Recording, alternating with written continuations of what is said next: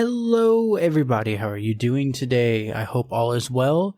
So today we have a awesome guest. Her name is Kylie, and we just kind of nerd out about D&D and small mom and pop style businesses online, and it was just fun. Just wanted to give you a kind of a heads up. We did just kind of jump right into it, but I was also supposed to live stream this on YouTube. I am doing this more, but for some reason the live stream was like instantly taken down. So I re-uploaded the Zoom call, and hopefully it works out. As of recording this on 4/10/2022, I should have a few more guests that are we're gonna live stream on. Yeah, I still need to work that out. I don't understand why it kept kicking me out. So without further ado, let's get right into it. And yeah, tell me what you think. Don't forget to like or share or subscribe, and try to tag me on Instagram. That's the most active I'm on. Let's go. Welcome to the Josh Bolton Show, where we dive into interesting and inspiring conversations. And now, your host, Josh Bolton. I'll chop the rest out, but yeah, that's so cool though. I'm just curious, personal. What's like your profit margin per book? I make about $10 a book, profit wise. So that's if you take everything else out, like shipping costs and, obviously the parts to make it and my time and paying me. So it's about $10 profit. Okay. And I would say, have you tested like lightly increasing it? A couple like 50 cents, 20 cents here and there? See until where it just finally the sales are kind of like petering out? I kind of played around with that, and I think where I'm at right now is about as much as I can. The other thing is I don't want my products to be super expensive. I want them to be more affordable because everybody has heard of my major competitor who shall not be named. And they charge like $60 a book sometimes if you want to like customize it and make it your own. And that's kind of where the DM journal came into play anyway. I wanted one of their journals, and I was like, I'm not paying $60 for one.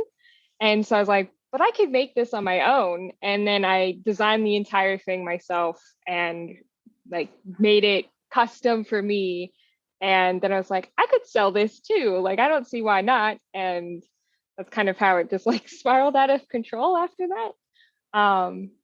But yeah, so the goal is never to like make the most money I can out of people. The goal is to make it affordable and to kind of spread the love of D&D too, because I feel like the community is like very close knit already, but we will always want to bring more people into the circle, So I think keeping the cost low will help people use my journal to like learn how to play D&D and stuff.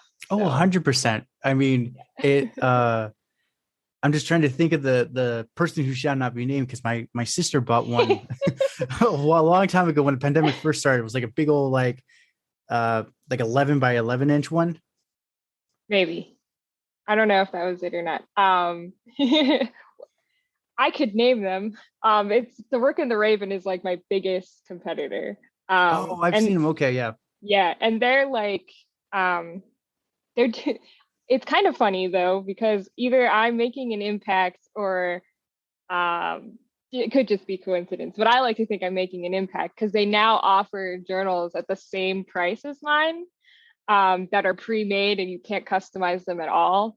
And I'm gonna say that you came on the field and they were just like, all right, the fun's over. We got to play by her rules now. Yeah, maybe. I don't know. So like they're the same price and everything. And that's my thing. Like I've never made mine, like I don't customize it to order because that would just be too much work. And the lead time on that too would be forever. Like you would place an order and then I'd have to make it custom to you. And that would take more time.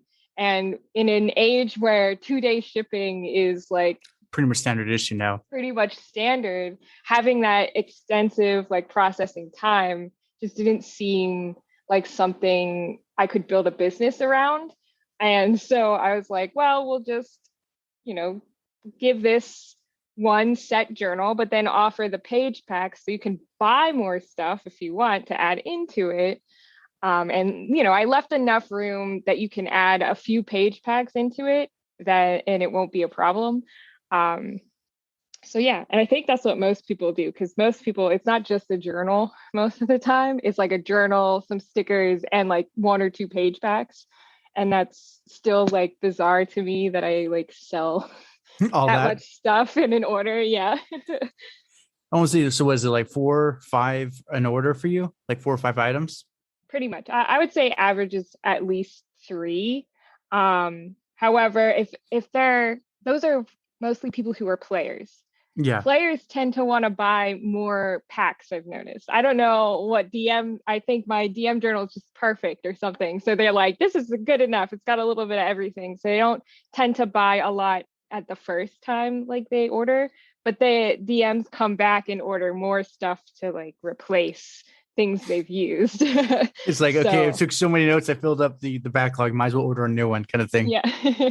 Yeah, pretty much. That's awesome. It was funny, like when I was chasing the dog outside beforehand, when I was telling you, my dad was like hitting me up on the phone and he's like, do you have her DM shirt? I'm like, I'll tell her. I just couldn't find it. No, it's fine. Yeah, he messaged me too, but that's because I messaged him because I need people to DM in the Discord virtual DM. We're doing like a virtual game night in May, and I'm like, I can't be the only DM if there's 15 people. Like that's a 15-person party. It's not gonna work. So he tried to make it work once. It didn't go well. Oh God, no, it would be way too hard. I've tried to DM. Well, I was like an assistant DM, I guess, helping someone DM a table with 10 people. And so like she had 5 and I had 5, and it was so complicated because the party was split to make it easier, but then they come together and it was like, oh, that sounds like a nightmare. It was horrible. The combat took forever. We ended up just calling it quits after a while because it was so long. It was like midnight and we were like, you're barely like 2 turns in. Yeah. We're like, yeah, maybe the 3rd turn in, and we're like, it's midnight. This is gonna go on forever. That's what happened when we were first doing it. It was just like a close family, and like I invited one friend, so it was like 4. It was nothing like crazy, but it was kind of pushing your limits. And then suddenly my sister invited friends, and then her church buddies invited friends, and then suddenly it's 15. And then literally, I'm not usually a drinker, but I'm like, at this point, I'm like, I'm just gonna drink. There's nothing better to do. Well, I gotta wait for my turn, right? And it was literally like almost 20 minutes between each turn. Wow. So I'm sitting here going like, I don't. When someone says something stupid, I'll stop. Yeah. So, tell me a little about how. By the way, we're live and everything. Okay. Tell me a little how, like you were mentioning earlier, you were like, oh, I see a problem. I'm gonna build one for myself. Tell me a little about that process and how you went through that. So I was a very new DM. I like had never been a DM before ever. And I was trying to figure out how to collect all of my thoughts and not lose them. Mm-hmm. And everybody was like, oh, you should use OneNote, or you should use like a virtual tool. And I was like, but I don't remember things that way. I remember things when I write it down, when I actually physically write things down. And I found a journal online, and it was $60. And I was like, I'm not paying $60 for a notebook, like that just seems ridiculous to me. And I also was looking at disc-bound notebooks because I had a disc-bound planner that I just used for, regular calendar related stuff. And I was like, I love the ability to like move things around easily. And I was like, how do I translate this into a Dungeon Master journal? And I saw that $60 one, and I was like, I could totally make something that's custom to me for way cheaper than that. And I did. And I sat down and I spent a long time just designing the insides of the pages because I wanted it to make sense, but I also wanted to get some of the world building aspect in there. I wanted to make sure I could manage encounters. I wanted, there's a lot of different aspects I wanted to manage with this one tool. And so I spent a long time designing it. And luckily I have always been a fan of like planners and bullet journaling, but I did the crazy kind of bullet journaling where you go all out and you're like really artistic the multiple layer colors and the different symbols that mean different things.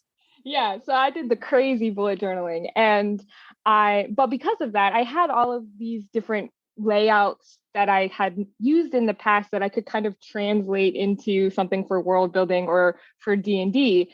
And so like all of that, even though I'm sure my husband was like, what a waste of time those bullet journals were. But now like he's like, honey, this is a smart idea. Yeah, right. So I put that all together and then I started using it in my games.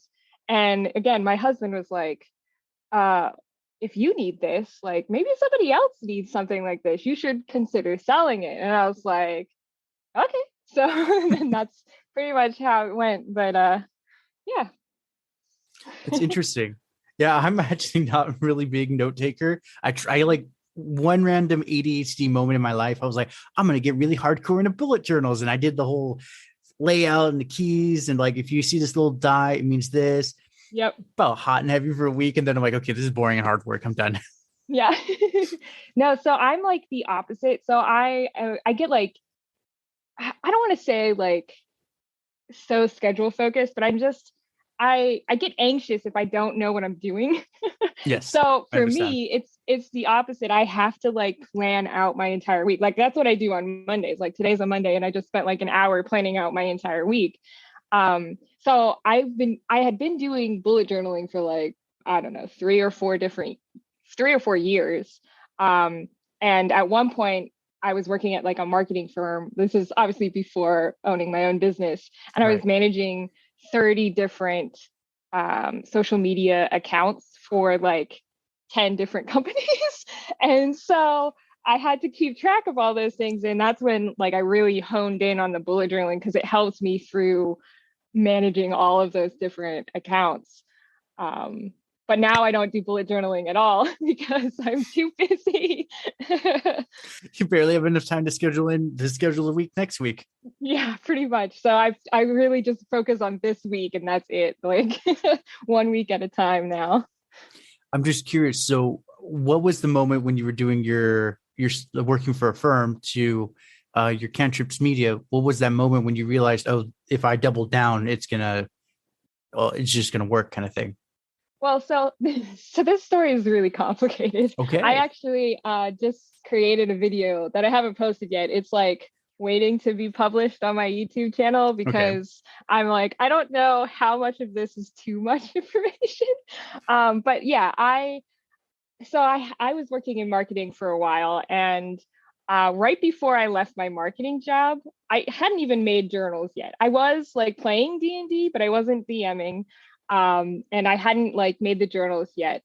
But at that place, I realized I didn't really like working for other people. And that sounds horrible, but it wasn't because like I didn't like those people. It wasn't because I, didn't like my boss or anything like that. It was just because I felt like even though I had good ideas, nobody really listened to me. I never really felt heard. And it wasn't just that position. It was like all the positions before that. And so I was getting to that point where I was realizing like, if I want to do things my way, I might have to start my own thing. And at first it wasn't, sell D&D journals. At first I was actually thinking of opening a tabletop game cafe. Oh, that would be cool. Yeah, and it's still a plan of mine eventually. But to get to that point, so I did all of this research. I left my marketing job. I went and I worked at a Starbucks for Starbucks and a different cafe for like a year or two because I was like, let's make sure I remember how to be a barista from my college days, but 2, like that this is actually something I want to do, because if I I don't want to spend all that capital, like get a loan and do all of the steps to open a cafe and learn. I absolutely hate it. And I did like it. I still miss my barista job, actually. But at the same time, I was like, I need to start saving up money and, to invest in a cafe, because you can't get a loan if you don't save anything yourself. So that's where the journals actually came in. The Okay. journals were supposed to be an extra fund to support the cafe, to help me open a cafe. And if anybody has been around since I first started selling journals, that was even in like my handwritten notes. It was like in my shop profile. That was like the goal of my Etsy shop. And then the journals took off. Also, at the time, I was working like 3 jobs when my journals decided to take off. And I was like, what am I going to do? So I was like working 60-hour weeks, and I was like, what is sleep? I don't know. And For that. and so I ended up quitting like most of my jobs all but one. And then I kept I started putting more effort into the journals and just started creating different ones, because I love that process too. I love the design process. That's the thing about marketing that I love the most, is like designing marketing campaigns, designing social media posts and things like that. So I decided, okay, well, this is obviously taking off. Let's not, why stop? It's a good thing. I like it. I enjoy it. And let's see if I can just do it full time. So now I've been doing it full time for a year.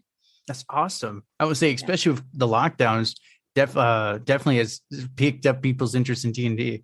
Yeah, it did. And I am so grateful. But also I got to work from home. Like, it's not like my shop took a hit from 2020. It's the opposite for me. So everybody else is like, oh, I lost my job. And I feel bad. I'm like, well, I didn't. I'm Like, actually doing better than ever. yeah. And I always feel bad, but You don't feel it's a bad. good thing. Business. I want to say in a D&D term, business is warfare. You It have is. to do what protect your allies, but ultimately in the end, you have to protect yourself too.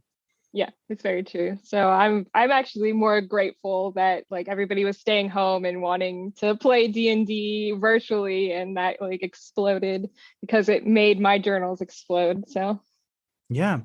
So then, do you have any plans for? Oh, you mentioned the Discord one, but do you have any plans future on like maybe getting your friends together and actually like recording it, putting on a show? so yes, but it's hard. So I've talked about this with my like D&D table themselves, and I honestly don't know that everybody's on board with it on at my table. So I would have to essentially start another table. And like some of them are, but not everybody would be down for it. And I don't blame them. Like, you're playing D&D in front of strangers. I get it. But the plan is to start at least a stream of some sort. I have a lot of plans for a lot of different shows that I want to do, but one of them, I guess I can give a little spoiler here. Okay. I really want to have like new DMs run one shots, and I want to have new players join my one shot. So I want to have like a live stream where we just help newbies play D&D, because I feel like that's not the stuff that you see online. Like, you see all of these, voice actors and people who have like tons of experience playing D&D. You don't really get to see people who've never really touched a D20 play D&D before. And I'd love to be able to be that channel that like shows like ordinary people can play D&D. It's not like 100%. just for nerds. It's not just for people who are voice actors. Like, I can't do voices worth anything, and I won't be doing voices. Oh So my. yeah.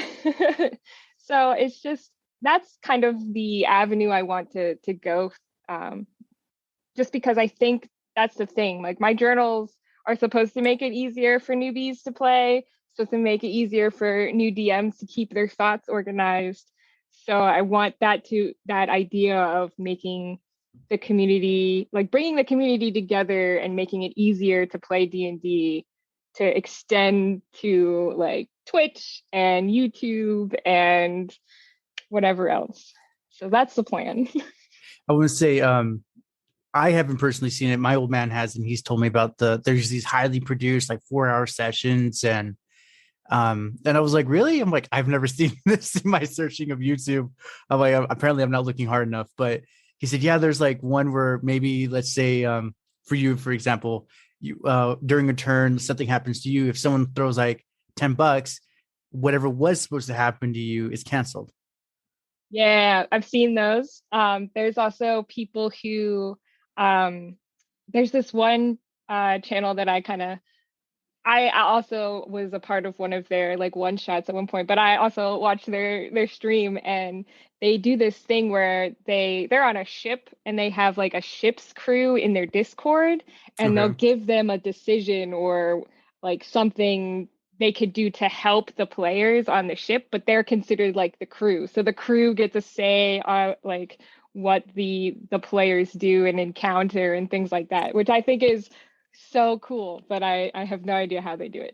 I would say that there's probably multiple ones where they're like, yeah, oh shit, they said something. yeah. Oh no, like now we're being attacked by sharks. I don't know. Yeah. Could have been hippogriffs, but now it's sharks. Yeah, now it's sharks. That's awesome, because that's one of them. I just was talking to a buddy. He listens to the show, and I said, yeah, I don't know why, but I looked up just D and the little symbol and D, and there's like tons of shows, and these people have like stupid amount of followers that I can see. I'm like, so it must be everywhere. I'm like, one of them, they're still getting followers, and they haven't posted since the lockdowns in COVID. Wow, really? Like, yeah, that's what I was asking him, like, I don't know how this works, but maybe you can figure it out. But yeah, and it's this one family. So I started my show January of 2021, and they started their show June of 21, and they have already hit 50K followers that I can see on my app. Wow. In 6 months, they essentially crushed it. And Yeah. that's where I was like, Kylie, might be an idea to consider.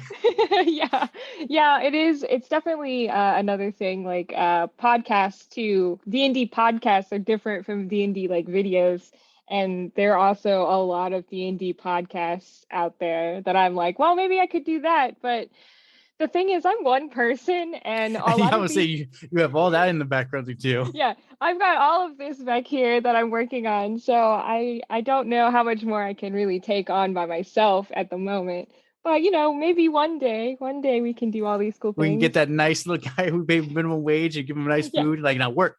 Yeah, I would give him at least free lunch or something. Like, there we go.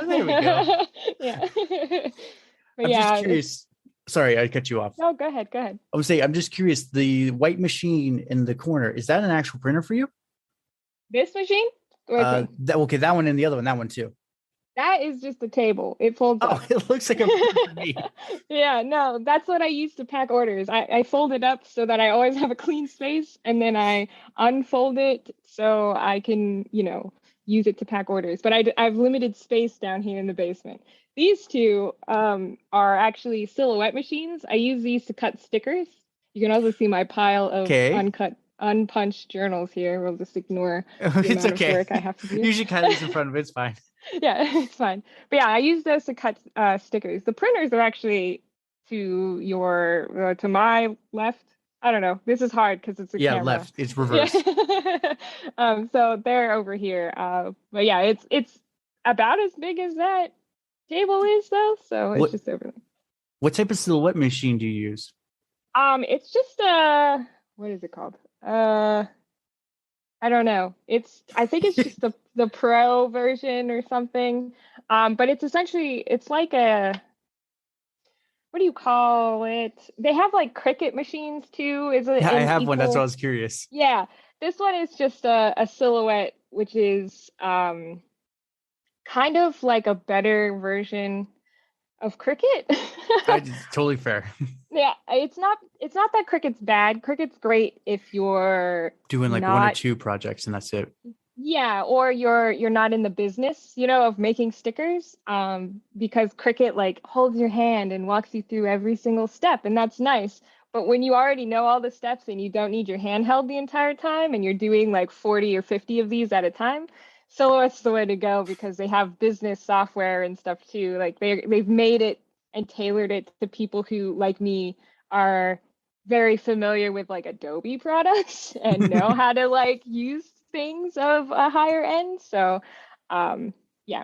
So it's not that it's better for me, I guess. It's not better per se, but it's better for me. It's not sitting here going, Kylie, are you sure?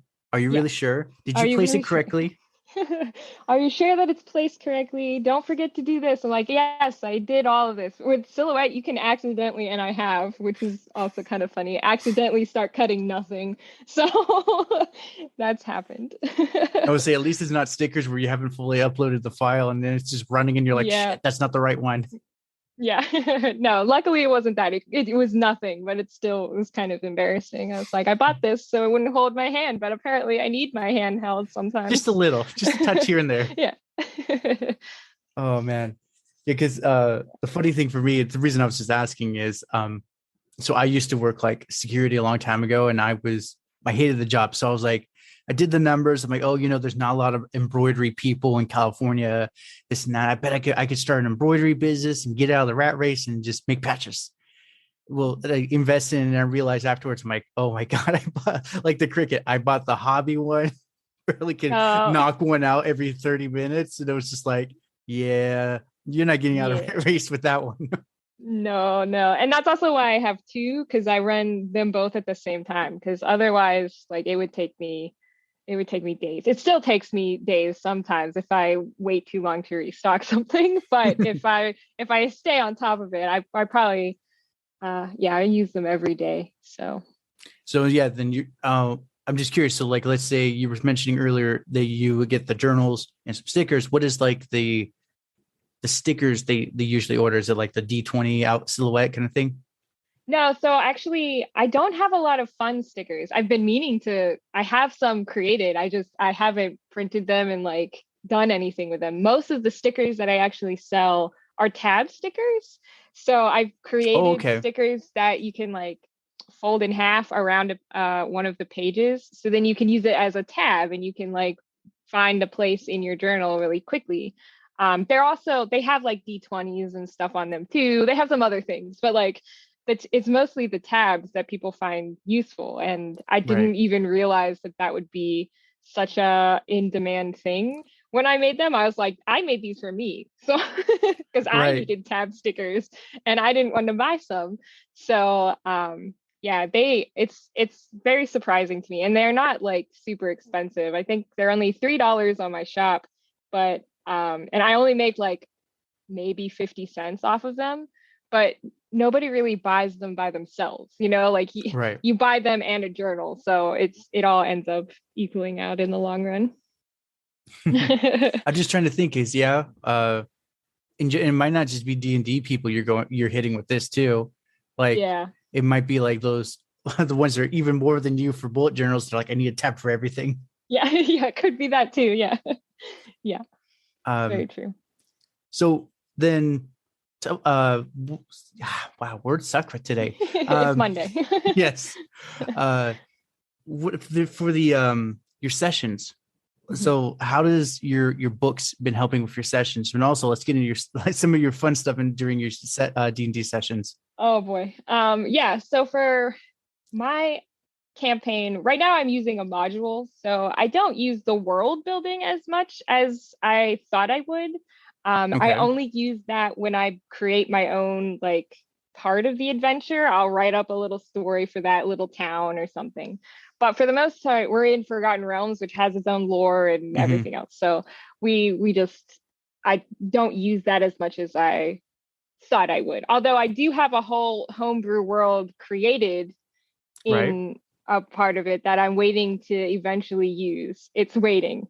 But for my sessions, normally we're running Horde of the Dragon Queen, which is a pain in the butt, and I would not recommend it to a first-time DM ever. But of course, it's the one I picked, so it's fine. But we've been doing it now for like 2 or 3, I don't know, 2018. It's been that long. Yeah, I think so. We've been in it for a long time. We did go on a hiatus for a little bit. I was to say there had to have been somewhere where they're like, you're saying we should really go north, and they're like, we're going south. Yeah. No. So luckily my party's pretty good about, I say this, but then they ignored all my hints last session. But they're pretty good about following, because it is a pretty linear adventure, and that makes it kind of hard and also easier. Like it's hard to throw in random stuff, and like there's so much travel of just going north that it's boring to me. And I'm like, if it's boring to me, it's got to be boring to them. But yeah, so I use my notebook to like prep every session. So I actually sit down with it. I have it here somewhere, right here. I sit down and I actually like go through. I'll pull up last time, maybe. There we go. And I like write out like everything. Oh, wow. These are all of my like important notes to remember. And then these are like important roles normally, or like if something crazy happened during the session, I'll write it down here so I remember to remind them that happened. Just things like that. But I use it for everything. And then I also use the encounters. So it still has some dry erase on it. Oh, you can't see if it's shiny. There's a dry erase page that I use to like track HP, but I write down the monster's health in here. And then on this side, we have like everybody's passive perceptions written down. So I never have to ask what people's passive perceptions are, because that gives away all the secrets. You know, if you're like, what's your passive perception? Then they're suddenly like metagaming and wondering what possibly they could be missing right now. So I use those parts the most, mostly because, again, I use a module. So a lot of it's already figured out for me. Right. Yeah. Sorry, one sec. The little guy's whining over here.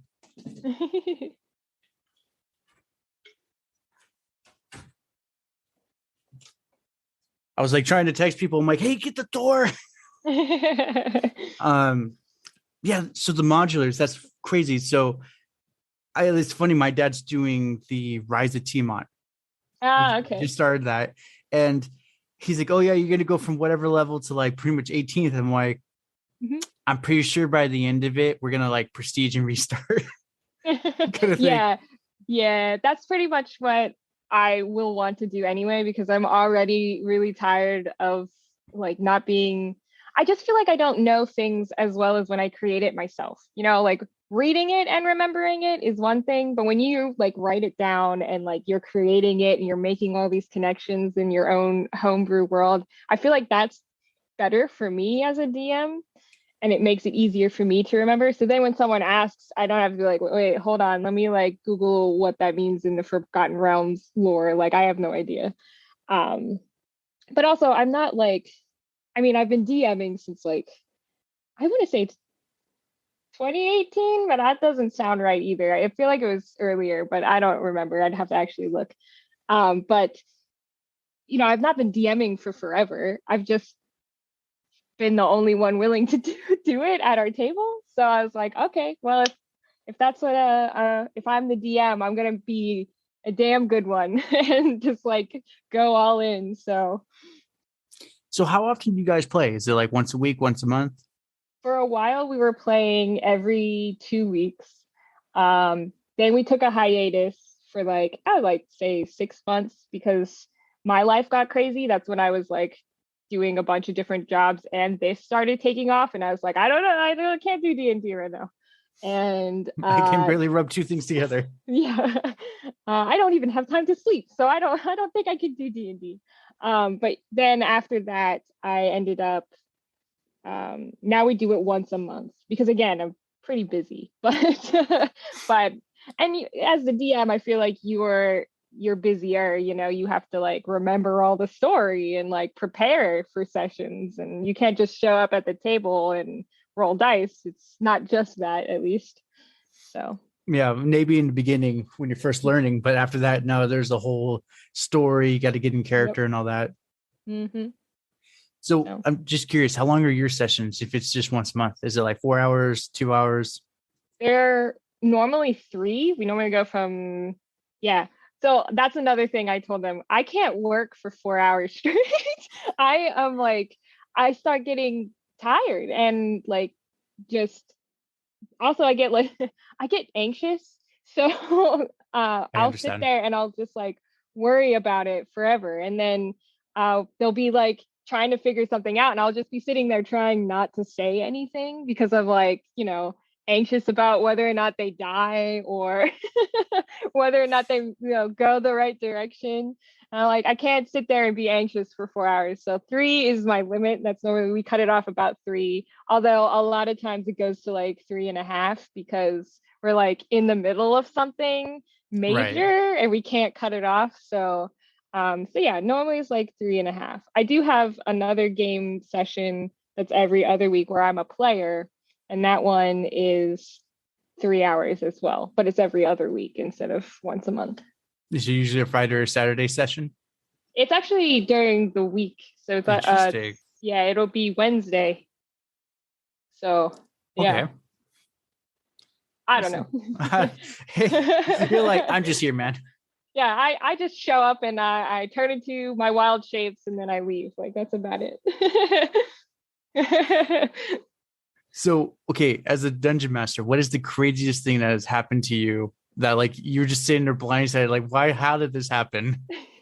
So, okay, this one has some setup. Okay. So, again, we're in Horde of the Dragon Queen, and since you kind of know a little bit of, the story and everything, in that first camp where there's a cave and there's like dragon eggs in it, Mhm. my paladin is like a hoarder. Okay, he collects and keeps everything, and so while he's there, and he's also he's against dragons. He's like against the cult. So he immediately just smashes the eggs. So I was like, thank God, because I didn't want any baby. I was like, how do I handle if they decide to keep the baby dragon? Like, I don't know what I do. So I was kind of grateful for that. But then he was like, well, I should collect some of this because he's a hoarder. So he collects a bottle of like dragon's blood, essentially, from this egg. And, sessions go by and they go into, this is like months, like probably 6 months of like normal time. Okay. Probably like 3 weeks in game, but like 6 months of normal time. They go through all of these different things. And I created this little area that went along with another character's backstory. And essentially, his brother had asked them to find an item for them that was causing trouble, but they also like his family like collects artifacts and like Okay. they sell some or like keep them from doing harm if they're bad, that kind of thing.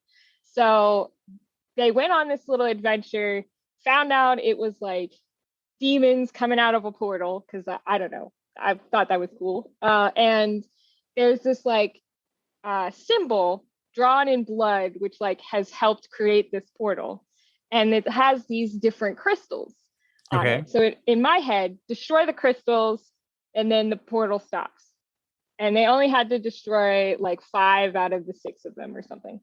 And in his mind, my paladin's mind, he's like, mess up the blood symbol and then you mess up the portal, right? So what he decides to do is to take this bottle of blood that he's been hoarding for 6 months and throw it at the sigil on the floor.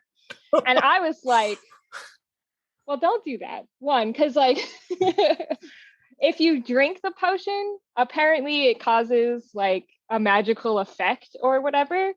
If you drink dragon's blood, Right. and like that, I had known that once he collected it. Of course, I'm like looking it up, like, okay, what can he do with dragon's blood? It would have caused a magical effect, but because he threw it, I was like, well, I don't want him to waste it. So I was like, okay, it's a wild magic surge. Let's do it. And had him roll, a D100 to figure out what would happen, and a unicorn popped out.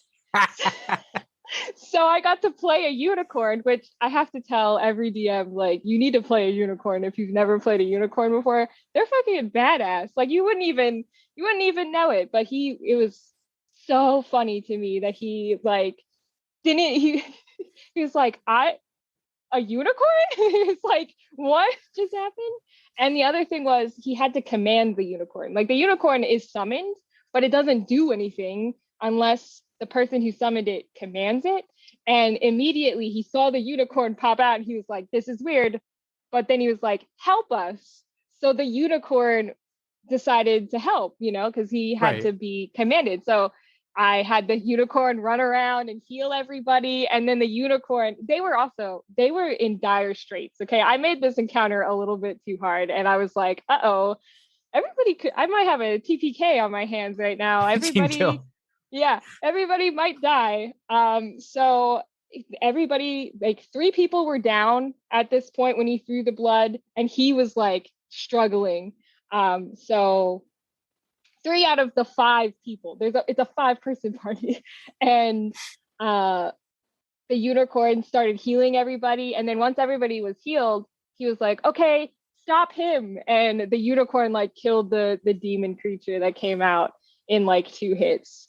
And I was like, well, it makes for a good story. It makes for a fantastic story. Yeah, I was like, that's not how I planned this to go, but that's fine. Nobody died, and that's good. And we had a unicorn. Yeah, but yeah, play a unicorn. They're fun. They're not only are they like majestic, and they speak telepathically. I was like, what is this? I want a unicorn. Right? You're sitting here going like, wait, what does a unicorn actually do? Yeah. I was like, I had him roll, and I had the table right there, and I was like, okay, hold on a second. And I had to take like 5 minutes. There's just 5 minutes of silence on my end as I read all the statistics of a unicorn and like tried to figure out how to make this work, because it was crazy. But yeah, those are the awkward 5 minutes, but like, okay, if they're reading it either means we're dead or it would be the best thing ever. Yeah, I would say that was the best thing ever. But yeah, that's my number one. That's my craziest moment. I have a couple other ones, but that one was the best. Okay. I'm just curious. So you said you had a paladin. Who else was on your team for that? So we have a paladin, a bard, a sorcerer, a rogue, and a fighter. We used to have another fighter, but he had to leave the party, so he got left behind. They told me they told me I should have. Oh, in that fight too. That's another thing. That fighter, he was an arcane archer, so he shot an arrow through the portal to scare off any remaining things from coming through, and it did work because I had him roll like intimidation, and he like rolled super high. It was like an 18 or something. Yeah, that's hard to beat. Yeah, and I was like, okay, yeah, that definitely worked. But when he left the party, everybody was like, you should have opened up a portal and had an arrow come through and just like hit him. I was like, well, what if he wants to come back? Like, can't kill him off immediately. So it was one of those, my dad was doing something and he was DMing. I just like his story to get on your Discord. I was playing a Minotaur Barbarian, and essentially I didn't have a backstory. So I sat there and I'm like, okay, this guy's super intimidating. He has insane strength and insane constitution. But I'm like, we're going to make it so he has daddy issues. No. So anything he does, he's like, Poppy, I failed you. Oh my gosh. Essentially, his thing without like getting in a full brawl and killing everyone is arm wrestling. And I was just like, okay. So he arm wrestled all these different people, and that's where his comment about the gnome. Oh. It was like I told him, I said, okay, I'm feeling really competitive. Like, let's leg arm wrestle, because your arms they'd be like a toothpick for me. Right. Maybe your legs could keep up.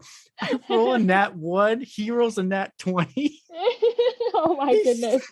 His little gnome doing a handstand to snap my Minotaur's leg. And then you hear throughout the whole tavern me going like, I failed you again, father. Oh no.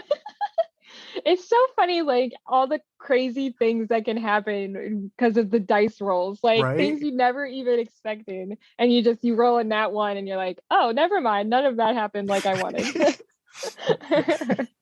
It was just one of those then later on we worked out all the kinks, and so we're playing, and then he tried to kill us because of my Benatar. It's hard to kill him, kind of thing. His AC is naturally 20, and that's where suddenly like characters were just being pulled off the screen. Like, what happened? They all rolled natural ones, so they just seppukai and just died. I'm like, oh, okay, all right. that works too. They're just scared. It's fine. They give up. I'm like, interesting. Orcs know how to do that, but okay. Sure, why not? Maybe maybe they're Japanese orcs. You don't know. Japanese orcs. I need to incorporate that in the future. Yep. But yeah, it's just one of those. That's my crazy story. So, what's the second crazy one for you? The second craziest. There's a couple. I think I'd have to go. Well, no, I have to go with when I was a player, because I just find it's not like crazy, but I just find it like funny and cute at the same time. So, in my one campaign, well, the only campaign that I play as a player, I am a Circle of the Wildfire Druid, which means I have a little tiny wildfire fox that goes around with me everywhere. Okay. Her name, it's a firefox. Okay. I named her Mozilla. So Mozilla Firefox. That's a good one. Yeah. Mo for short. So for a long time, nobody knew it was Mozilla. But, so Mo follows me around, and then I have my husband is in that campaign as well, and he's an artificer, and he's also playing a girl, which is another kind of interesting. Yeah, a really short, like petite looking girl. He's like 6 foot tall. Okay, like he's not a girl at all, and he plays this little girl who's like obsessed with my Firefox. She's like constantly like been taking notes about my Firefox and like measuring the fire, like just doing really crazy things. I'm like, what are you doing? Like, why are you like so obsessed? And he'll like ask me, well, I mean, his character will ask me to like pull out my Firefox at the end of the night if we haven't like used all my wild shapes, just so he can like look at her. And I'm like, okay, this is weird, but I mean, we're friends, I guess. So like I let him do that. And for weeks, I still like, I just didn't know. It was just like part of the routine. I would, right before bed, Firefox out, he'll take his little notes, then he goes to bed. And then we've hit some sort of level, right? So he got a new ability, and I had never played an artificer or really looked at artificers that much. But one day, I pull out my Firefox in the middle of battle, and I'm doing my little fire thing, and he steps up next to me, and he pulls this silver fox out of his like cloak, and he like kind of not tosses it, but it like hovers over into battle, and he says Chrome. That's what he names his fox, Chrome, and he starts ordering Chrome to do like fiery moves and all of the stuff. He had the homunculus ability, so he like spent all that time like looking at my Firefox to create a little tiny Firefox of his, well, a Chrome fox of his own, and then he named it Chrome, like Google Chrome. And I was like, you're stealing my thunder. Like, I don't know. Yeah. And so to counter him, right, because I can't let my husband do like one up me. I have to like make the stakes higher. So then a few more battles go on. We gain a couple more levels, and I got like in our travels, my husband had found a really cool shield, and essentially it's like a really like a spidery looking shield that deflects missiles. So if anything is shot well, it doesn't deflect. It more like attracts missiles. So if anything's shot within 10 feet of him, like an arrow, a spear, whatever, it goes to him. It Okay. doesn't go to anybody else. It goes towards him, towards his shield. Luckily, he has a higher AC, so a lot of times he just like, bounces it off the shield or whatever. But he has this shield and he uses it a lot to protect me because I'm squishy as a druid in the back throwing spells. So he's often like standing in the back near me or standing next to our bard, who's also very squishy. And so after he did that thing with the fox, I came around and I learned Fire Shield and I made mine look like his, but it's a magical effect. It like protects all over. But for flavor, my DM was like, yeah, sure. For flavor, you can do that. So it looks exactly like his, but it's made out of fire. So we're waiting to see what he does to one up me. So far, nothing. But Wednesday is coming. So That's funny. No, that's good. The DM's like, but yeah, husband and wife, just let him do it. Yeah, like whatever. He's like, I ain't getting between these two. That's funny. So the bard, I'm curious, do they play to the stereotypical bard? She does not. So she, Oh man, yeah. So also she's playing a boy. that would be really. That would make the dynamic so much better.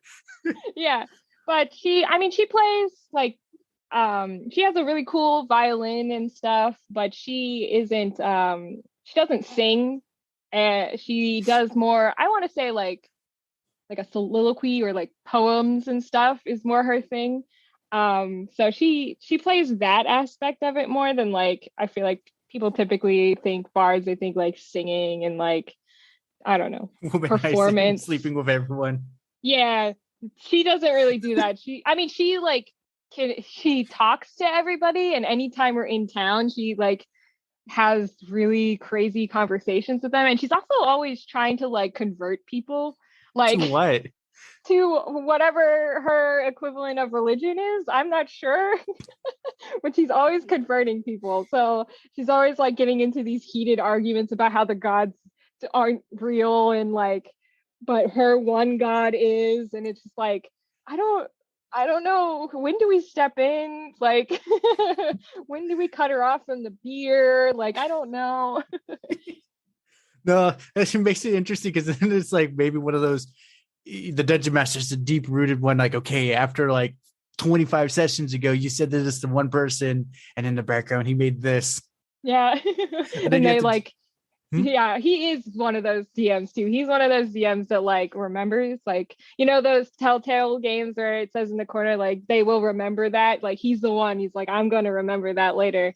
And he's had some things come and bite us in the butt before. So I'm just waiting for that one. Like, It's like you tried to start a rebellion in this town. So it worked, but for the wrong reason. And now you must deal with the consequences. Yep, pretty much. That's awesome. I'm just curious, how long do I got you for? Whenever. For Okay. however long. This is the last thing I have to do today, aside from Awesome. drive to the post office. But that's That's a 5 different second thing. Yeah, that's a different thing. That can happen anytime. Hey, I'm gonna say your post office is like you can go in what by like 6 or 7? By 5 here. Which but I can also drop it off in the post box outside of it, and so like that doesn't matter. Okay. Yeah. It's just I package orders on Mondays and I package orders on Thursdays, and so I do have to drop those off eventually today, but they're not roll gonna 20 to see if it goes. well, they're not gonna take them today anyway. They don't normally scan them until the next day, like by the next morning. So even if I drop it in their box by like after hours, it's still the same as if I drop it off now. So Yeah. They're like, no, it's quitting time. We're not doing that. Yeah. Well, I wouldn't either. When I come in with my like 50 packages, like I'd be like, nope, clocking out early, 5 minutes early, bye. Or it's like, or I'll drop it off in the back and then I'm just gonna sit there. Yeah. Yep. I wouldn't blame them. So I'm curious then, just on the shipping, then we can get back to the other stuff. How do you price your shipping? Because that was the biggest one for me when I was trying to figure it out. My shipping's super inconsistent. Yeah, so it's So again, we're in that like period of the world where everybody expects 2-day shipping. And that's not really possible when you're a small business like Right. me, or you're one person. You can't really offer 2-day shipping or free shipping as easily because of that. And so on my Etsy shop, everybody has to pay for shipping. Okay, fair enough. You Etsy wants you to do like free shipping offers over $35.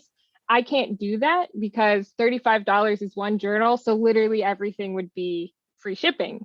And so at that point, like I may as well just have a free shipping guarantee, but then I have to pay out of pocket. And I don't want to raise prices too much. But that said, on my Shopify website, I can offer free shipping. So I offer free shipping over $60 because a lot of times people order more anyway. Again, a lot of times they order like 3 items, and that will put them at about $60. So I do that there too to kind of move people away from Etsy and put them on my Shopify shop because Etsy's fees are constantly growing, and Yeah. they I think just went up didn't they again. go public too? Yeah, and they just went up again this year, another percent, and they also force you to have Google Ads if you're a seller who makes more than $10,000 period in your shop. So you are forced to have ads even if you don't necessarily want them or you run your own. Right. And it's kind of, I mean, it's good. It was good to start out there. Like good testing ground. It was, but now I want to pull people away from there and put them on my website where I have more control. I mean, Shopify still charges a little bit, right? Because again, they're offering a platform for you to sell on, but you do everything else. So they take way less of a cut than Etsy does because Etsy's doing everything for you. They've got a whole system to Yeah, the good allow. CRM. Yeah, and you can, they have everything search friendly, and they advertise your stuff for you, and they advertise Etsy in general. But the other thing is on Etsy, you're competing with other people constantly. On my own website, I don't have competition on my own website. And so it's like there are pros and cons to Etsy. And while I am grateful for my start there, I do want to eventually move away from that. At the moment, it doesn't seem like it's ever going to slow down there. So actually, one thing I learned this weirdly at a horse race. This one guy was fancy like suit and tie. He had a pure gold chain with a scarab and of like a jade where it's like the little scarab's dot is. And my dad's a couple beers in, so I'm trying to like help him get around the horse race, make sure he doesn't knock any of the expensive paintings over. And so I got him. I was sending him on his way, and pretty much he's like, "Oh, you're very very family oriented, but you're very good at keeping tabs on things. It's very business. It's good." He's like, "Have you thought about doing whatever?" I said, "Yeah." I think at the time I was really into drop shipping. Now I realize it's a terrible idea, but I was just telling him that. I said, "Yeah, but the only way I could think of at least getting my name known quickly is on Amazon." He's like, "I'll give you a pro tip free of charge." And I'm like, "Oh, okay." He said, "Do whatever it is you're going to do, make it, but put a business card in it saying, hey, if you now sign up for my website, I'll give you 20 to 40% off your first order." And it was always one of those, it stuck because now as I've talked to different people, I'm like, that could be your thing because you say you still put it in. It's like, hey, if you want your next order, go to my site. I'll even give you a free code for it. Yeah, so that's the plan. I'm running like 5 million things at one time. So I haven't done that yet. But yeah, I've been considering that too, like some sort of deal to get people off of Etsy and onto my website. But the other thing is too, Etsy takes care of like the sales tax for things, which is I think Oh, another they do? Because that was reason. my next question. Okay. Yeah. So they take care of sales tax, and that also includes international sales tax. Okay. And so I can't do that. I can do regular sales tax in between, kind of like with Shopify, it'll keep track of state by state, like how much I owe for whatever. But when it comes to international, I'm like, I don't know anything about international sales laws or Me anything like neither. that. And so if I want to continue to sell abroad, I'm gonna have to keep this shop up for them. And I Right. can't offer them like free shipping deals because again, like that's like $50 sometimes to ship something from one country to another, and it gets expensive. It really does. I'm actually having to deal with someone. Guy came on to promote his promotional like metal RFT, the tap cards where Mhm. you put on your phone. And this young startup company, I was like, oh, I'll throw $50. I'll get a custom card with my show and my name and all that. We've just to support you. It's still held up in customs. And so I paid $50 and it was another on their end, $50. So I'm like, you lost money Yep. kind of Yep. thing. Yep. And that's the thing. Like, it's so hard. Like, I want to ship because I do have people like in Canada, and Yeah. yeah. I mean, I know that's like so close, but it's still international. It's Well, still an yeah. international thing. So, I have people in Canada that buy a lot. I have a lot of people in Europe that buy, mostly from like Germany, which is very Interesting, but strange to okay. me. But yeah, so in Italy, I don't know why those two in particular, but Maybe they're more homebody, like the community, like your family. I That's all don't I could know. think of off the top of my head. Yeah, maybe. I'm not sure. I'd be interested to like see some statistics or something. But they I ship a lot to them, but if I shut down my Etsy shop, then like the international stuff has to go away, or I have to figure it out on my own and try not to like, you know, disobey laws and stuff. And I'm And like, that's scary, I don't want to it get really shut is. down for something like silly that I could prevent. So Yeah. shipping is hard. It really, well, I say international sales is hard. Mhm. That was one thing. Like I had a mentor and he was business and all that. And recently he's really gotten on the whole crypto bandwagon and the hype of that. And I'm like, okay, crypto's good, but it's not like that good, at least Yeah. right now. And so I unfollowed him, but hit the last like hair on the needle on the thing that broke the camel's back. Yeah, there you Uh, go. was he was saying because I had a lot of Canadian customers like you, but I'm like I knew a rule where if you sell anything at a certain threshold, you owe money to the government. But that's if you're a corporation. If you're not a corporation, then there's another tax, and then there's because you're a civilian, there's a third tax. Essentially, 63% of whatever you made that you owe. Wow. And I said, Canada, if we don't pay the Canadians, it's like, do you get any orders from Nebraska? I'm just curious. From Nebraska? Yeah, Uh, sometimes. Probably. So I'd have to look, but not that many. So the thing I told him, and this is where I left, he said, "Oh, don't worry about the Canadian government. Like, don't pay him taxes. It's okay." And I'm like, Uh, That's tax fraud. "No." No, I'm no like, thanks. "No, no, no, no, no." Yeah, That's no like saying thanks. the IRS is not actually a threat if you don't pay the taxes. That's Yeah. nope. I'm not going that route. No, no, thank you. I would like to be a good businesswoman. Thank you. Same. Well, but still, the thing I asked him about Nebraska is anything sold online. I still don't know how they're doing this. Even if it's 99 cents, they want 30 cents for that 99 cents. Yeah, I'm like, yeah. how are you supposed to pay that? Most of them do have a threshold though, like you kind of mentioned. Like most of them have I know in like California it's 100K or more. yeah, how much it's either so it could be a couple of different things like how like the percent of orders of your orders total that go there.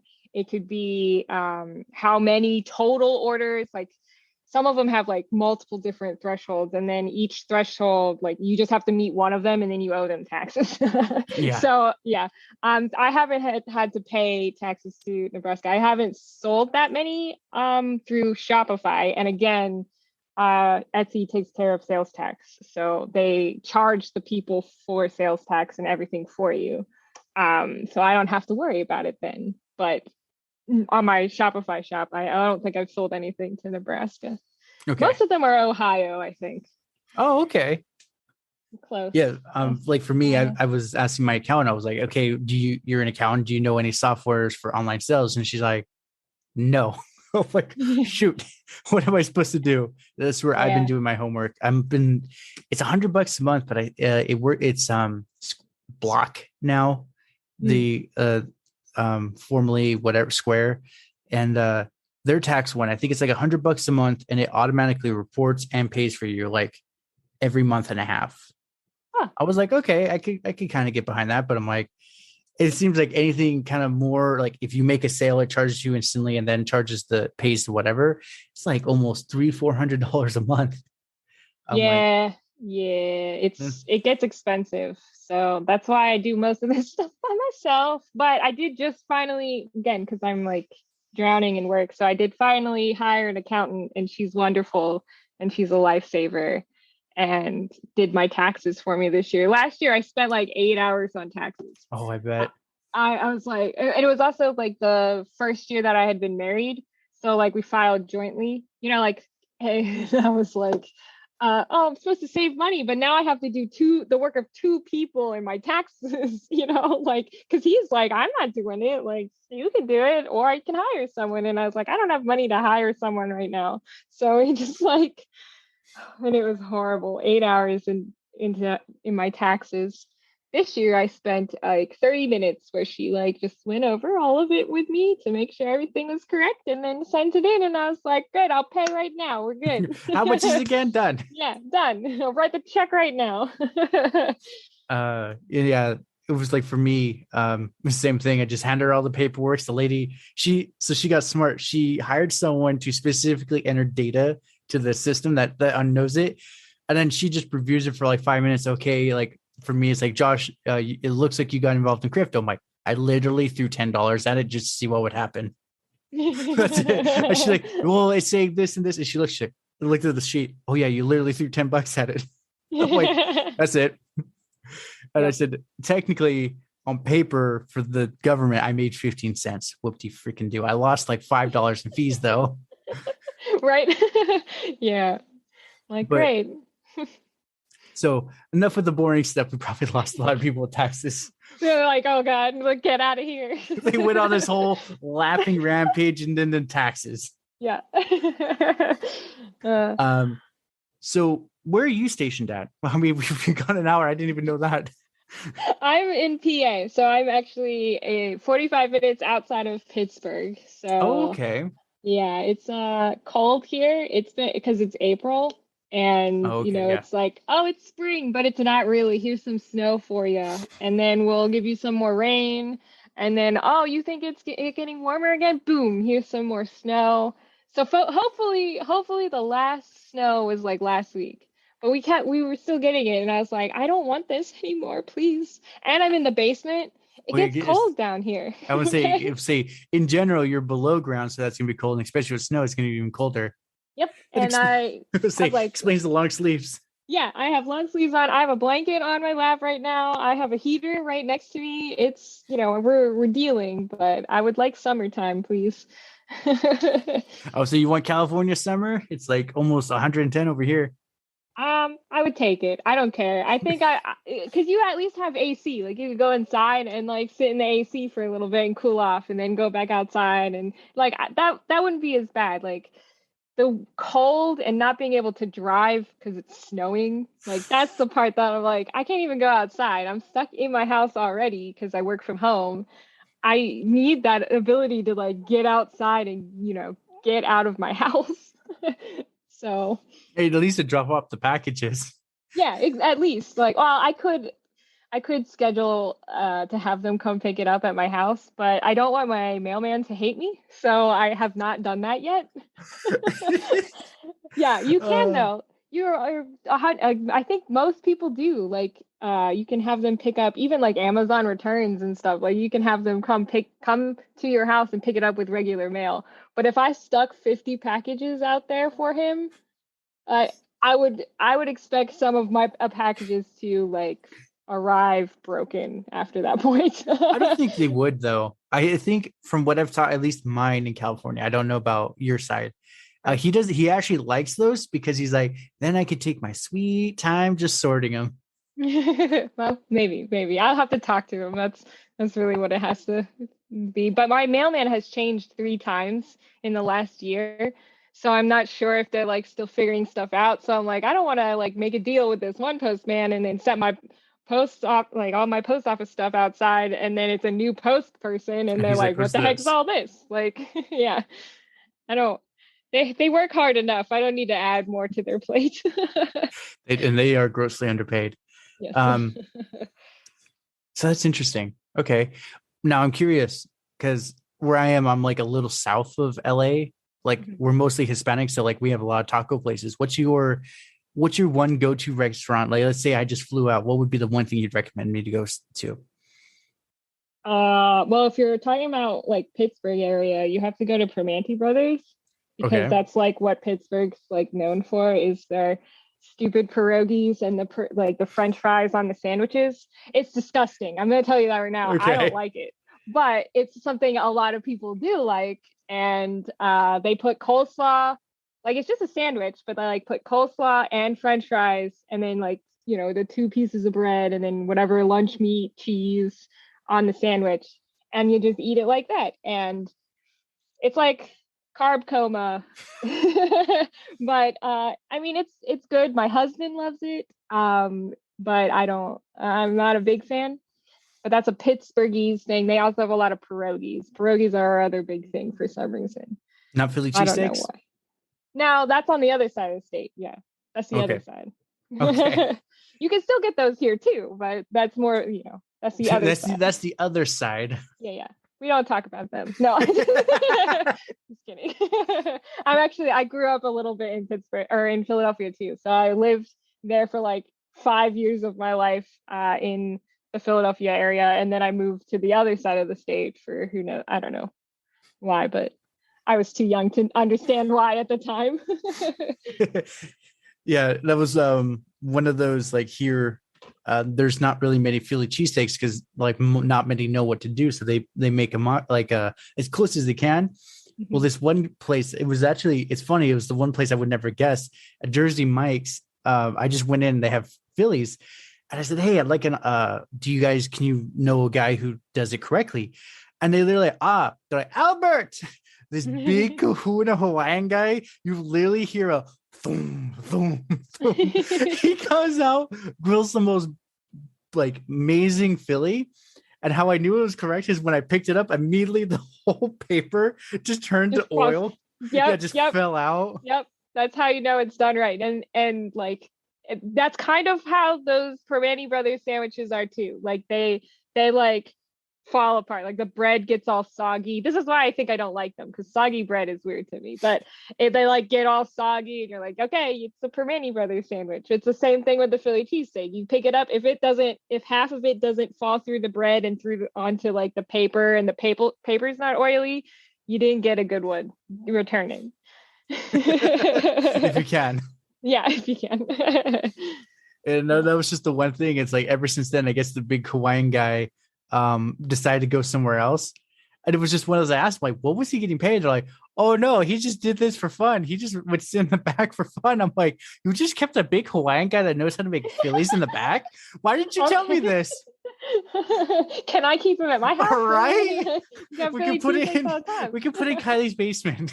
Yeah, there you go. Oh boy.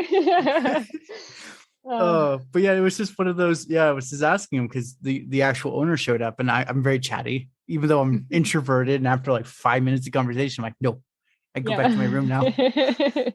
But it was one thing I asked him, like, yeah, what were you paying that like Philly guy just to sit in the back? He's like, we had a guy that grilled Phillies. He's like, what? He's like, wait, we had unpaid labor. Yeah. Oh my goodness, that's hilarious. But then, yeah, honestly, I love it. I don't want to keep you too much here forever. Yeah, we could easily be here all night. I'm a little bit too talkative. I think like that's why I haven't posted that video about like my career history because I'm like it's like 15 minutes of me just like spilling out all of and I try to cut it like because on YouTube you can cut it and like trim it, make it look good. I'm like, this is just 15 minutes nonstop of me talking, and who's gonna like that? I don't know. I honestly, after chatting with you, I'd listen to it. Oh, well, thank you. I want to say it's strange what people will watch on YouTube too. It is. That's true. It is very strange. It is. I was like, at one point, I actually have a couple coming on tomorrow explaining YouTube and all that. I would say, if anything, you could explain it to me better. Yeah. I don't know. Maybe. I don't know. But yeah, they were just talking about the different stuff. And one of them was like, well, I totally forgive them. Like 2 weeks ago, they were supposed to come on, but a client wanted them for the day. They're like a filming crew, essentially. And so like, yeah, sorry, Josh, you're not paying us. And this person's willing to pay us 20 grand for the whole day. I'm like, oh, okay. Yeah. Go get your money. I don't care. I'm not going to hold you up kind of thing. My only thing was like, how did you get my number though? Yeah. I didn't hand it out. That's always awkward. Right. And they're like, oh yeah, the agent had it. I'm like, oh, okay. Still kind of weird, but all right. All right, sure. But yeah, that was one thing she said. She's like, we'll definitely go over for you a strategy for YouTube. And I'm like, I'm just a dork with fish and plants. Who's going to listen to me? There's like, that's the thing. YouTube is accessible to everybody. So no matter who you are, your audience is on there somewhere. You just have to find them and help them find you. So right. They're right. They're like, you can do it, and it takes a lot of understanding SEO and, creating, good videos. You can't just put like any video up on there. I mean, you can. See, it seems like you can now, especially with their shorts. I mean, I don't understand shorts though, so I you can't really ask me. either. I don't understand shorts. I don't get TikTok. I know I'm supposed to be a millennial or something, but like I don't understand TikTok. I'm 30 years old and I don't understand. I'm like, this isn't fun to me. I don't want to keep looking at videos. Like I just wanted to watch the one that the person sent me, and then I want to go away. Like I don't want to keep scrolling. Well, I don't know how to do TikTok. Like I don't know. Don't feel bad. There's for me, what did it in is I don't usually get FOMO. I've personally trained myself. I had addictive personality. I could lose hours and not even realize it. So I'm trying to be like, okay, keep it in check. For me, though, no matter what, with you, TikTok or even now YouTube Shorts, I'm thinking of deleting the app on my phone and just edit everything on my computer. Once I open it, it's instantly 20 minutes gone. It's like, damn it. Yeah. See, I actually just recently uninstalled Facebook from my phone. I still have like Facebook Messenger, and I have like, I still have Instagram because I have to have it for like posting mostly. Right. But other than that, like, because Facebook also has like their Facebook Pages app. So you don't actually see your normal like feed, so you don't have to scroll the entire time, because that's what I was doing, is I was just like scrolling. But the other thing is, it's like 80% either ads or it's stuff suggested for you. Like, but it's not actually the content. But it's not actually content from like my friends or my family, which is the only reason I use Facebook.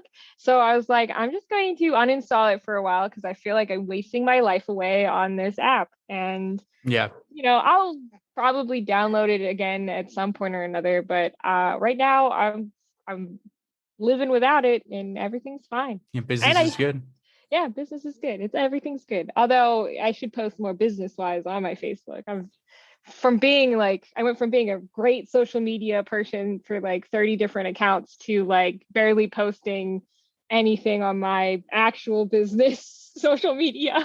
So well, and this is the one thing, it's why I invite people to show, because I'm like, any other normal circumstances, this 1 hour session would have cost me $2-3 grand to pick their brain. And I had this lady on, and essentially she said how she explained it is podcasting is to prove you're an authority in whatever you're talking about. YouTube is visual proof, and social media is more like the unfiltered version of you. I said, well, that's a very dangerous version of me. I don't want that out there. I'm going to be running around with firecrackers and be like, ooh, it goes boom. Yeah, I'm not good at I'm just not good at social media for my business. Like, and I was fine when I was doing it for other people, because for other people, I think it was because it was your job. Like for me, it was like when it becomes you, it's like, well, it's not technically my job kind of thing. So like, I'm going to fudge it and go somewhere else. Yeah. Cause like I'm like, I am the business.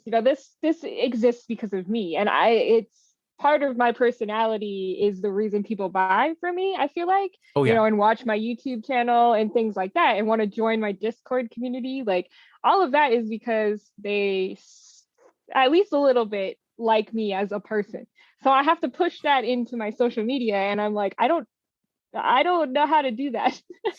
I don't post personally normally. Like the I don't last either. post I have for I posted something in February because it was my anniversary. But other than that, like I don't think I posted much on my personal Facebook account, let alone like my business one. So I'm gonna continue to talk your ear off. So if you need to like Nope. It's all good. Let's keep going. I go for too long. I talk too much. No, it's wonderful. I love it. Because it's funny as I'm thinking to myself as you're saying that. I was just checking my time on my phone.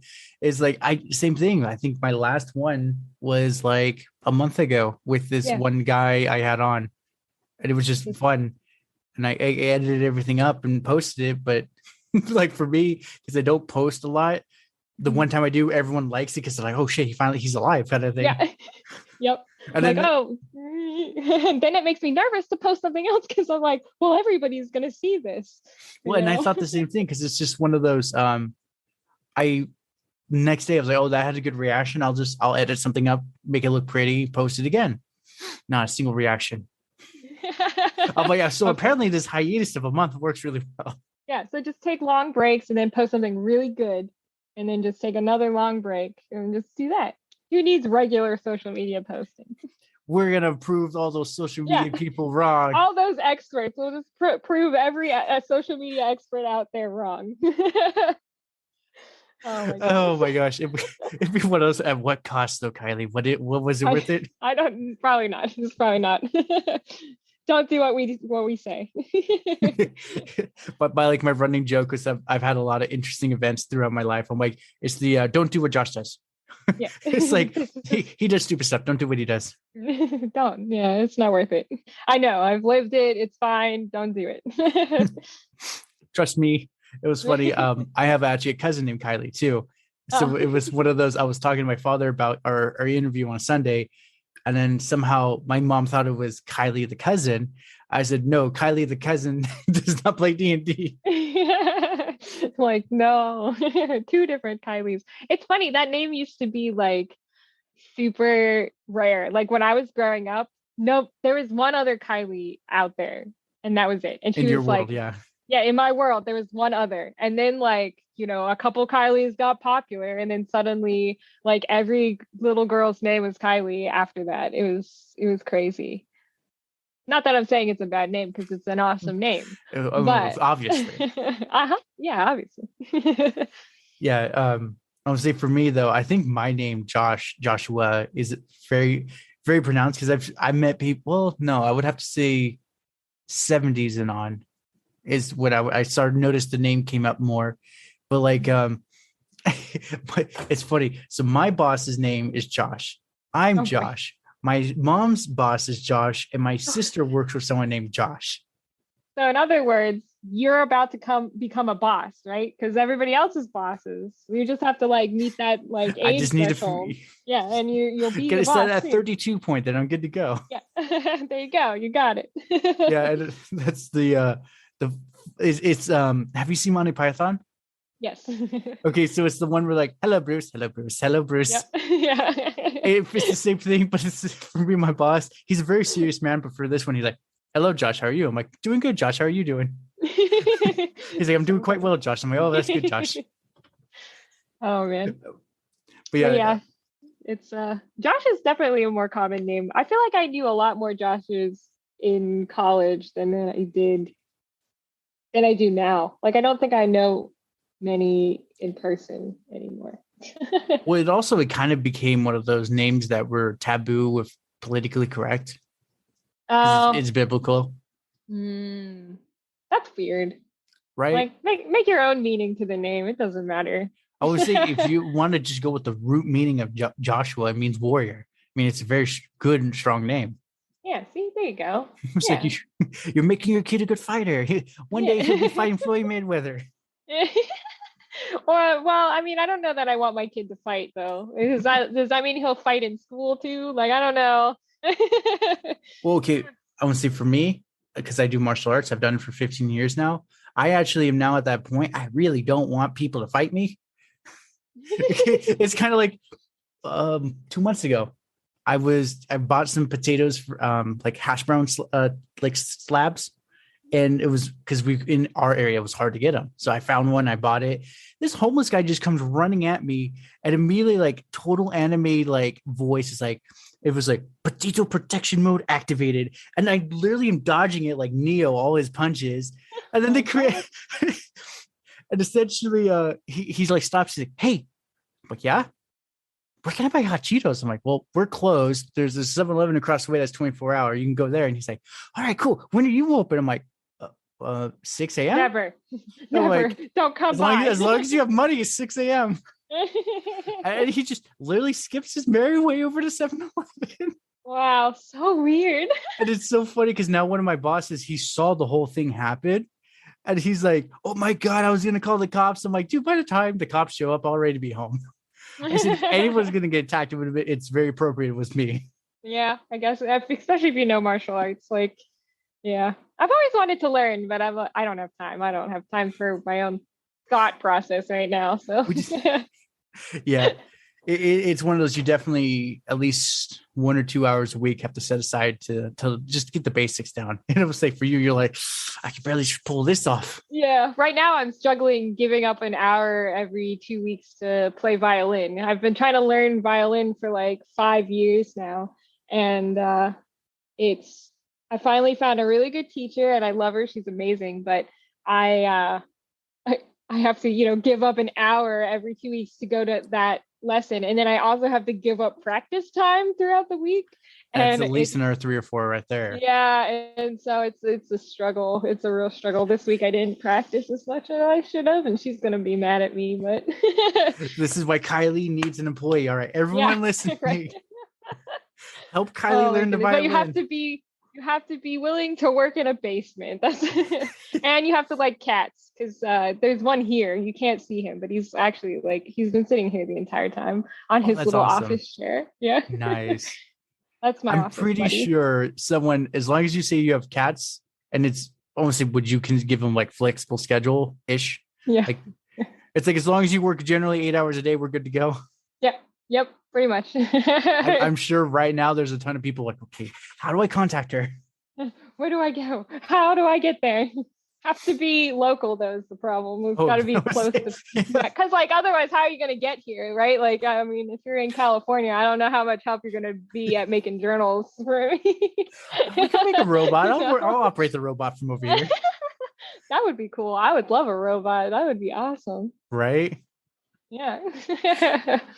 You're just like, Jeeves, do this for me, please. Yeah, I would do it. I'll volunteer to have robots. I already have Google Home in my entire house. So I have a security system with Google Home. I have Google Home on every floor. She reminds me things. She tells me when people are at the door. She keeps an eye on my cats when I'm not here. You could do that? Yeah. You can have if you put a camera, because they come with cameras, you can put a camera inside and you can set it up to monitor pets and stuff. Yeah. So it'll find your pet, and then kind of the motion tracking, follow it. Yeah. Anytime the pet is in the room, it'll tell me, and I can look and see, okay, he's asleep. They're alive. They're not killing each other. That's good. That's good, especially with cats. Yeah. Because otherwise, and also I have a thermostat too. I could change the heat and the lights. I got it all. I want a smart home. Yeah. Super smart. Oh, are you going to get the smart fridge?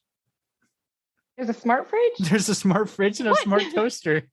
Oh my God. Wait, what, a smart toaster? I was like, what's the point of that? You just press the button anyways. Yeah, what? I don't understand. I have to look this up now. A smart toaster and a smart fridge. Okay. The fridge is more, it has cameras and it tells you what's low and not. See, that would be useful though, because I hate making the list and figure, oh yeah, look at that. That's cool.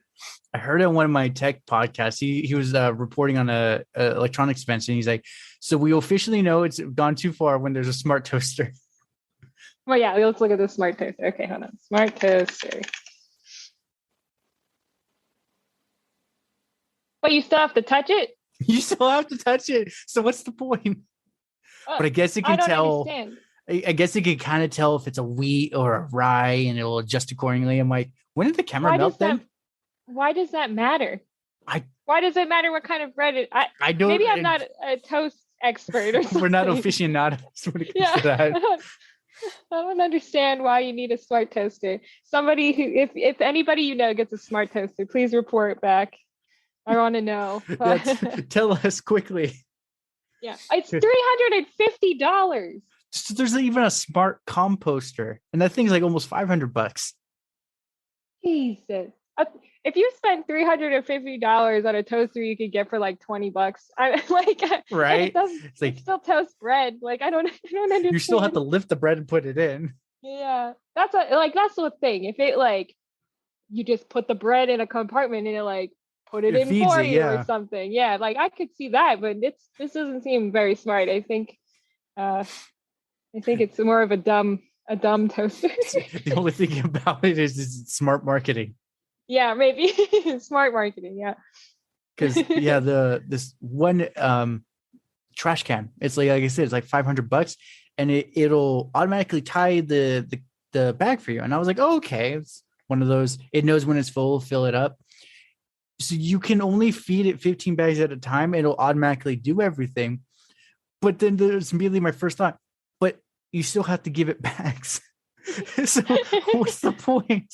You still have to put the bag in, right? Like, I don't know, like, I guess it like ties it up and stuff, but like after that, you still have to take it out and you still, like, okay, don't do that, Flint. You heard me talking about you, and I don't need you to do that. Now, don't do it. Okay, sorry. Caterference, as I like to call it. At least he's not dancing on your keyboard. Well, he might start because I think he's like bored. When he gets bored, he starts getting into things. He was trying to climb on the printer, and I was like, don't climb on the printer, please. That's very expensive. We don't need that. We don't need cat hair in the printer. I don't think that's good for the mechanics. No, probably not. Idea. I can't believe it was a smart toaster. I have to share that with my husband. He's gonna be like, "What do you mean a smart toaster?" Yeah, the guy I was on the show with. He was talking about it. He's like, "We're not getting it though, hon." Yeah, no thanks. I don't want it. Because like, there's one. The podcaster himself uses it because he's like, you're very busy, so he pays for a meal service and all that. And he has this smart oven, but it's actually really smart. The only air quote thing you have to do is scan the code and open the lid and place it, and you're good to go. And it automatically cooks and regulates and keeps it warm if you're doing a call. I'm like, okay, that I'll do. I'm like, I'll check the pricing. The oven's like $200. I'm like, all right. The food's like $12, $13 a meal. A meal? Wow. I was like, oof. Ooh, no thanks. I'm not that busy where it makes more sense. It's like even here, I was gonna say we don't even DoorDash that much because it's also expensive. We're like, this is like getting more expensive every time. We try not to, but there's some days I'm like, I don't want to cook. You don't want to cook. Let's just like pay this guy an extra $10 to go get it for us. Yeah, because that's pretty much what you're doing. You're paying them extra money to like make it and set it aside for you, and then you're paying the driver extra money to pick it up, and that's fine. It's a 5-minute job for that guy, you know? Probably the quickest $7 or $10 he's ever made. It's probably true. And that's like, for me, I'm just curious. I heard it from my area. I don't know about you, because California, our gas prices went to the moon. Did your DoorDash fees go up too? Yeah, and so did our gas prices. Yeah, everything. It's just the same everywhere, right? And when a global thing happens, kind of affects a lot of stuff. So it really does. Yeah. So my podcast like website, it's hosted with a guy in Ukraine, and I was talking to him. I said, hey, like, how are you holding up with all this stuff? And he's like, where I am, I'm like in the bottom, like left corner. He's like, the Russians haven't made it here and they're not even close. But he's like, yeah, because he makes so much money with his software. He's like, I own a couple flats throughout Ukraine. And he's like, I gave one to a family needing refuge. He's like, I'm not charging them anything. He's like, it's one of those more of a moral thing. If I was in their situation, I want the same thing. I was like, oh, hey, good for you. I mean, if anyone, you're not like being like capitalism's good, but it's like when you're nickel and diming everyone in the most Yeah. bad situation like that, I'm like, then it's kind of like can you put it aside? They're fellow humans kind of thing. Yeah, yeah. So good for him, because like there are people who would take advantage of the situation, Oh and yeah. that's just wrong. But good for him, and he's got the heart and he does have the morality to be able to do it. And it was just one of those because he's a fellow D&D nerd, but he just doesn't play that much. I'm like, you sir, pass the wisdom check. Yep. And he just kind of looked at me because at first he was like, oh, we're going there. Okay. Like, wait, what? I do that all the time to my husband. I'm like, I don't know, roll a d20, we'll see what happens.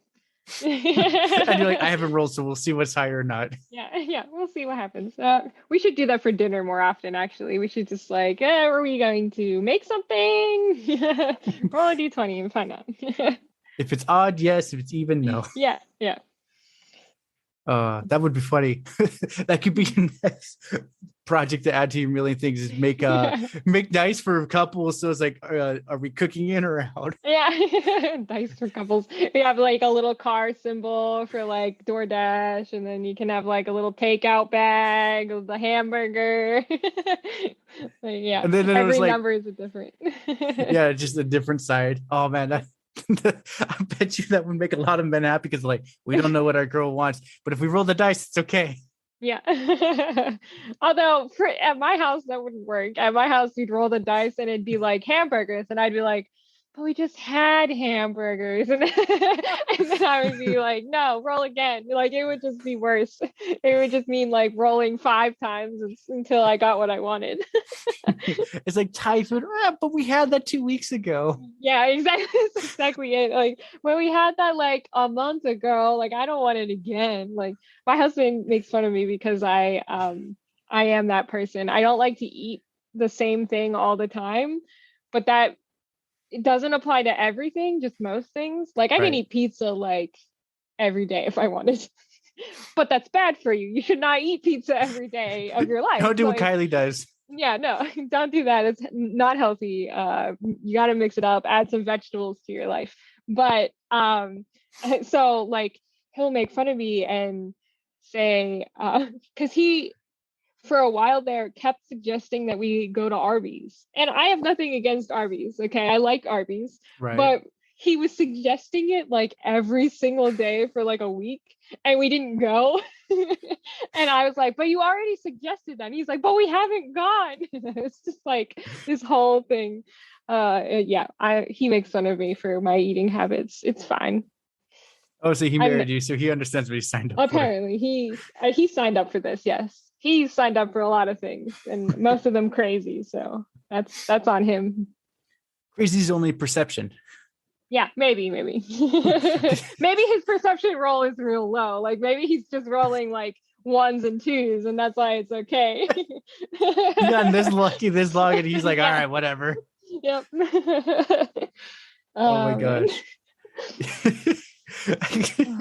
I can just see your argument. You're just like, hun, like do this, and he's like, all right, fine, let's do it anyways.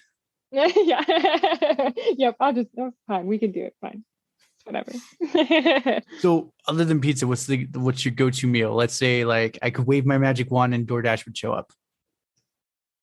I really like bagels. That's the only other thing. Yeah, I know that's not a meal, but I really enjoy a good bagel, which is like bagel and cream cheese. Yeah, any kind of bagel really, but I really enjoy Asiago bagels. Ooh. And I love vegetable cream cheese. So like put those two together and it's like perfect. Or like onion and chive, or like I don't know, any kind of cream cheese really, but that's like my go-to. So if you DoorDash that for me right now, I'd be like in heaven. I'd be like, okay. I don't know where to send it. So I'd be texting, what's your address? Yeah, here we go. No. But yeah, it's a problem actually, because because my husband and I can work from home. And so we were like, because he's a software developer. He doesn't work for Cantros Media because I want to say now we got to get him to make you an app. That's what I said. He doesn't have time for Sign that. the petition. Do it. Yeah. But he's a software developer, so all he needs is like his work computer and good internet. Yeah. So I was like, well, I could probably work from anywhere too. I just have to like bring my entire inventory with me, right? And so I was like, no, we can make this work. So I spent like all of January and I worked my butt off, and I like made so many journals so that I could take them in February down south to Myrtle Beach. And my husband and I worked there for a whole month together. And this relates to bagels. It does, okay. Eventually. We're getting there. But yeah, so we're down there for like the entire month, and we got one for like with a kitchen and everything, and we brought our cats too. It was pet friendly. Like we did the whole shebang, which was another story in itself, the cat thing. But we get there and we go shopping, and I bought like 2 things of bagels because I was like, I'll need breakfast, right? Right. And that's easy. And there's a toaster, so we can like, and it wasn't a smart toaster, just a regular toaster. But yeah, but I was like, there's a toaster, we can toast and have some. I ate every single bagel. He didn't have one bagel. I was like, this was for 2 people. Like it wasn't just for both, like just for me. And I didn't even realize that he had most of the bagels or he hadn't had any bagels until I was down to like 1 bagel left. And I like looked at him and I was like, have you had any of these bagels? And he was like, nope. I was like, oh no. So yeah, don't do what I do. That's not healthy either. You really shouldn't eat too many bagels. Obviously, that's just a massive insulin and carb overload. Oh yeah. Don't eat so many carbs. It's really not good for you. Obviously, carbs in general, they're not bad, but it's like, unless you're an extreme bodybuilder, I'm watching the Jack Reacher series. I'm like, unless you're like huge like him, there is no reason to eat that much. Yeah, you don't need as many as we have. Kylie's sitting here like, I have bagel regret. Yeah, I was feeling the regret. I ate most of them like within a week and a half. Like that was the thing. Yeah, it wasn't even just like one a day. It was like a week and a half went by and these 2 things of bagels are like gone. Wait, and I was like, no, an average bagel is like 5 or 6. So yeah, there was like a dozen well, I guess it was like you pretty much had like 1, maybe like a random day you had 2. But yeah, that would be probably about right. Like a random day or 2, I had like 1 or 2. Okay, yeah, that sounds about right. Because I was eating some of them with lunch meat because I was making like a bagel sandwich, and I had like cheese, and it was not. I just see a cute little like anime bagel with little eyes, and then you holding it like. It's just like, I just love it. I love bagels. I can't help it. Bagels and pizza. If you make pizza bagels, it's even better. Like they have. So here in California, there's a pizza company called Little Caesars. They make a pretzel pizza. Oh, a pretzel pizza. It's actually pretty good. I think we have Little Caesars here too, but there's not very many here. And I've never seen a pretzel pizza. That might just be a Southern California thing. Yeah. What the heck? Come on, Little Caesars. Yeah, get on it. Get your pretzel pizza out in her area. Yeah, right. I don't think they have. Watch, I like go and like look it up, and they're like, "Oh no, it's everywhere," and I didn't know. It's fine. I live in the basement. I don't know. I live in my little world. It's okay. Yeah, pretty much. I would say that would be the next thing. Is like, if Little Caesars, if you're listening, make her bagel pizza. Yeah. Well, there's a place called Einstein's Bagels here in Pittsburgh. That one is, I think, a Pittsburgh thing, and they have pizza bagels. I only know this though because I used to work at one, because they also do coffee and it's like barista work and stuff. Mm-hmm. And circling back around, look at that. Back to bagels. Everything leads back to bagels. Everything leads to bagels. That'll be the episode name where they're gonna be like, "What the hell does that mean?" Well, yeah, they're like D&D and bagels, or like what? Especially since the first half is all about D&D and like, when do the bagels come into play? Yeah. I do work night shift, so I need to start getting ready to go to bed. This has been an absolute honor, Kylie, to have you on. Well, thank you so much for having me. I'm going to say drive safe with your 50 plus packages. Oh yeah, it'll be fun. Well, congratulations. You made it to the end. You're a awesome person. Not many make it here. So, being the awesome person that you are, can you do me one more awesome favor? Can you rate and review this on whatever podcast services you're using? If you do it on Apple and you leave an actual written review, I have a thing on my website. I will take your written review and post it for all to see. Congratulations, you're permanently sealed on my site. Otherwise, I am trying to do YouTube more and live streaming. I will try to put as many of the YouTube links in the description of the show as I can. So give your boy some extra help over on YouTube. Watch my videos. I just mute it and change the channel, change the window or something. But yeah, that's it. Thank you for being awesome and see you next time.